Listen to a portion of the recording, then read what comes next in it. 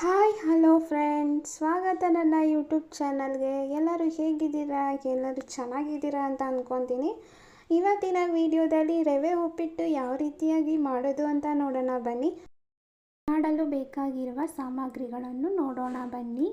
ನಾನು ಸಣ್ಣದಾಗಿ ಹಚ್ಚಿರುವ ಟೊಮೊಟೊ ತಗೊಂಡಿದ್ದೀನಿ, ಹಾಗೆ ಸ್ವಲ್ಪ ಈರುಳ್ಳಿನ ತಗೊಂಡಿದ್ದೀನಿ, ಹಾಗೆ ಸಣ್ಣದಾಗಿ ಹಚ್ಚಿರುವಂತಹ ಹಸಿಮೆಣಸಿಕಾಯಿನ ತಗೊಂಡಿದ್ದೀನಿ. ಹಾಗಾದರೆ ಮಾಡುವ ವಿಧಾನವನ್ನು ನೋಡೋಣ ಬನ್ನಿ. ಮೊದಲಿಗೆ ಎಣ್ಣೆ, ಈರುಳ್ಳಿ, ಹಸಿಮೆಣಸಿಕಾಯಿ, ಸಾಸಿವೆ ಹಾಕ್ಕೊಂಡು ಫ್ರೈ ಮಾಡ್ಕೊಬೇಕು. ಹಾಗೆ ಒಂದೆರಡು ಕರಿಬೇವಿನ ಸೊಪ್ಪು ಹಾಕ್ಕೊಂಡು ಫ್ರೈ ಮಾಡ್ಕೊಬೇಕು. ನೋಡಿ, ಈ ರೀತಿಯಾಗಿ ಎಲ್ಲವನ್ನು ಚೆನ್ನಾಗಿ ಫ್ರೈ ಮಾಡ್ಕೊಬೇಕು.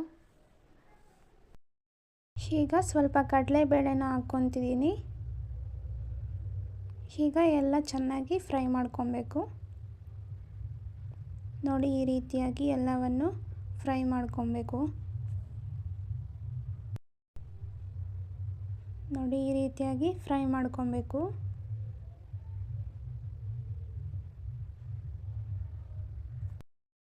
ನೋಡಿ, ಈಗ ಫ್ರೈ ಆಗಿದೆ. ನಾನು ಹಚ್ಚಿರುವಂತಹ ಸ್ವಲ್ಪ ಟೊಮೊಟೊನ ಹಾಕ್ಕೊತಾ ಇದ್ದೀನಿ. ನೋಡಿ, ಈಗ ಎಲ್ಲನೂ ಚೆನ್ನಾಗಿ ಫ್ರೈ ಮಾಡ್ಕೊಬೇಕು.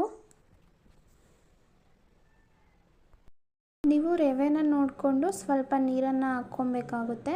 ನಾನು ಇಲ್ಲಿ ಅರ್ಧ kg ರವೆನ ತಗೊಂಡಿದ್ದೆ, ಅದಕ್ಕೆ ನಾನು ಸ್ವಲ್ಪ ನೀರನ್ನು ಜಾಸ್ತಿನೇ ಹಾಕ್ಕೊತಿದ್ದೀನಿ. ನೋಡಿ, ಈಗ ನಾವು ನೀರು ಹಾಕಿದ್ವಿ ಅಲ್ವಾ, ನೋಡಿ ಈಗ ಅದೆಲ್ಲ ಚೆನ್ನಾಗಿ ಬೆಂದುಬಿಟ್ಟು ಈ ರೀತಿಯಾಗಿ ನೀರು ಕುದೀತಾ ಇದೆ. ನೋಡಿ, ಈ ರೀತಿಯಾಗಿ ಮಿಕ್ಸ್ ಮಾಡ್ಕೊಬೇಕು. ಈಗ ರವೆನ ಸ್ವಲ್ಪನೇ ಹಾಕ್ಕೊತ ಮಿಕ್ಸ್ ಮಾಡ್ಕೊಬೇಕು. ಈ ರೀತಿಯಾಗಿ ಮಿಕ್ಸ್ ಮಾಡ್ಕೊಳೋದ್ರಿಂದ ರವೆ ಉಂಡೆ ಕಟ್ಟೋದಿಲ್ಲ. ನೋಡಿ, ಎಲ್ಲನೂ ಚೆನ್ನಾಗಿ ಮಿಕ್ಸ್ ಮಾಡ್ಕೊಬೇಕು. ಈ ರೀತಿಯಾಗಿ ಎಲ್ಲನೂ ಕ್ಲೀನಾಗಿ ಮಿಕ್ಸ್ ಮಾಡ್ಕೊತಾ ಇರಬೇಕು. ಯಾಕೆ ಅಂದರೆ ಅದು ಉಂಡೆ ಕಟ್ಟೋ ಚಾನ್ಸಸ್ ತುಂಬಾ ಇರುತ್ತೆ. ಹಾಗಾಗಿ ಮಿಕ್ಸ್ ಮಾಡ್ಕೊತಾ ಇರಬೇಕು, ಆಗ ಉಪ್ಪಿಟ್ಟು ಚೆನ್ನಾಗಾಗುತ್ತೆ.